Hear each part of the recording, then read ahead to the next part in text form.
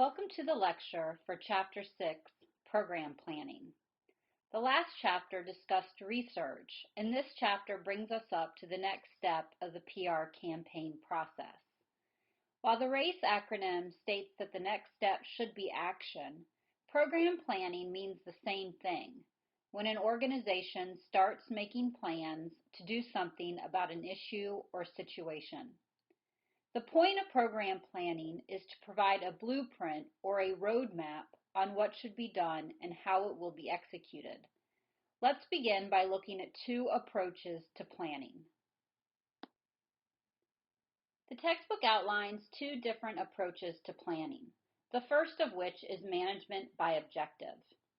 Management by objective is planning that ensures the production of relevant messages and establishes criteria against which campaign results can be measured. There are 9 different parts to management by objective. The first looks at client-employer objectives and asks the question, what is the purpose of the communication? The second is audience and publics, which asks the question, who exactly should be reached? The third is audience objectives, which asks, what does the audience want to know, and how can we tailor messages to the audience? The fourth looks at media channels and asks, what is the appropriate channel to reach the audience? The fifth is media channel objectives, and this asks, what is the media gatekeeper looking for in a news angle? The next is sources and questions, which asks, what other information, both primary and secondary, can be used to provide a factual base for messages. The next are communication strategies, which asks what is going on in the world that will affect the dissemination or acceptance of the messages. Second to last is the essence of the message, which asks, will the message inform, motivate, or change behaviors? And the last part is nonverbal support, which has the PR professional ask if photos, graphs, films, or other items can enhance the written message. The second approach offered by the textbook is known as the strategic planning model. This model splits the planning process up into 4 different areas: facts, goals, audience, and key message. The facts part looks at industry trends, product service issues, facts about the competition, as well as facts about the customer base. The goals section looks at business objectives, the goal and the role of public relations, and also sources of new business that a corporation can obtain.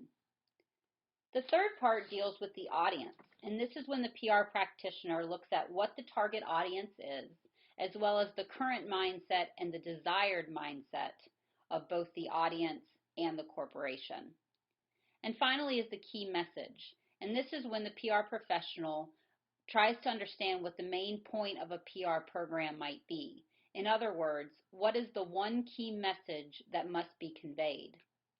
In order to know which of these 2 planning approaches is better, you should consider the culture of the organization and the wants and needs of upper management. Once the building blocks are established, we now go to the next step in which the plan has to be written. A PR program identifies what needs to be done, why, and how it can be accomplished. A plan includes 8 steps: situation, objectives, audience, strategy, tactics, a calendar or timetable, a budget, and evaluation. We'll go into each of these elements separately. The first thing a PR professional needs to understand is what is the situation that a company or client is in. Usually there are 3 types of situations that prompt the PR program. The first is that an organization must conduct a remedial program to overcome a problem or negative situation. Oftentimes this is due to loss of market share or declining sales. The second situation is that an organization needs to conduct a specific one-time project to launch a new product or service. Some examples of a one-time event include a university running a Heisman Trophy campaign for one particular football player. or when Microsoft wants to introduce a new type of software. A third type of situation is when an organization wants to reinforce an ongoing effort to preserve its reputation and public support. The textbook offers an example for this when Denny's used public relations to emphasize its origin as a late-night destination for young people. Once you've understood the situation, you then need to establish objectives. Objectives are statements that ask, what is a campaign trying to accomplish? A stated objective should ask questions like, does it really address the situation? Is it realistic and achievable? Can success be measured in meaningful terms? Objectives should always be stated in terms of outcomes instead of outputs. There are two types of objectives, informational or motivational. Informational objectives are designed to expose audiences to information through key messages and increase awareness. These can oftentimes be tough to assess because it's hard to measure effectiveness. How can one measure the awareness that a public might have? The second type are motivational, and these are more bottom line oriented and based on measurable results that can be quantified. For example, AT&T Uverse had an objective that stated, double the number of Uverse media stories in the second half of 2008 versus the first half. It would be much more easier to assess this bottom line type of objective by simply going in to look at the different types of media stories and to count how many were done. PR programs need to be directed towards specific audiences. Usually this information comes from market research and include demographics like age, income, social strata, zip code, education, and existing ownership of or consumption of specific products.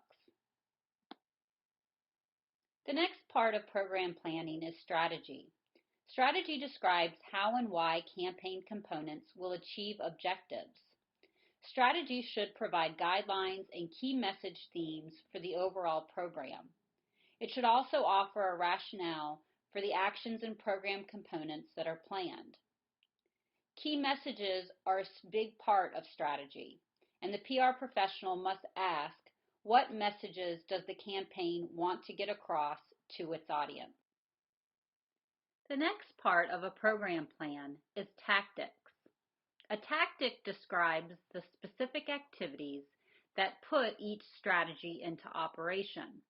The textbook defines tactics as a public relations action designed to have a particular effect on an organization's relationship with a particular public. While strategy tends to be more general, the tactics are the nuts and bolts that describe how a strategy would be implemented. There is an example of how a strategy and tactics work together, and that can be found on page 156 of the textbook if you need further explanation. The next part of a program plan deals with the calendar or creation of a timetable. Depending on the objectives and how complex a program plan is, a campaign usually runs around the 3-month mark. There are 3 things to consider. The first is the timing of a campaign. A PR professional needs to ask, when will messages be most meaningful to an intended audience? Carpooling messages are usually effective during high gas prices. If there is a crisis, it would be well timed to respond. The second thing to consider is scheduling of tactics. Most tactics are employed at the beginning of a campaign and taper off as the campaign continues. And the third thing to consider is compiling a calendar. Good timing needs advanced planning. A PR professional must think ahead in order to make sure things happen in the right sequence.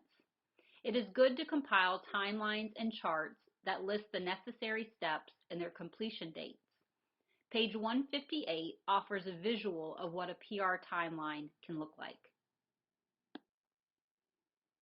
Budget is a part of a PR program that is extremely important.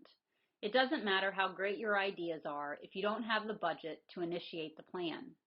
Usually a budget is divided into 2 categories, staff time and out-of-pocket expenses. Staff time focuses on how much person power you will need and how much it costs to have the people work on the project. Out-of-pocket expenses deal with the creation of brochures, videos, and even deal with transportation costs. It is always a good idea to keep 10% of your budget free for unexpected costs. The last part of program planning is evaluation. PR professionals must evaluate what the original objectives established. This section should restate the objectives and then name the evaluation methods that need to be used. Evaluation criteria should be realistic, credible, and specific. Chapter 8 offers more explanation on this that we will read in the near future.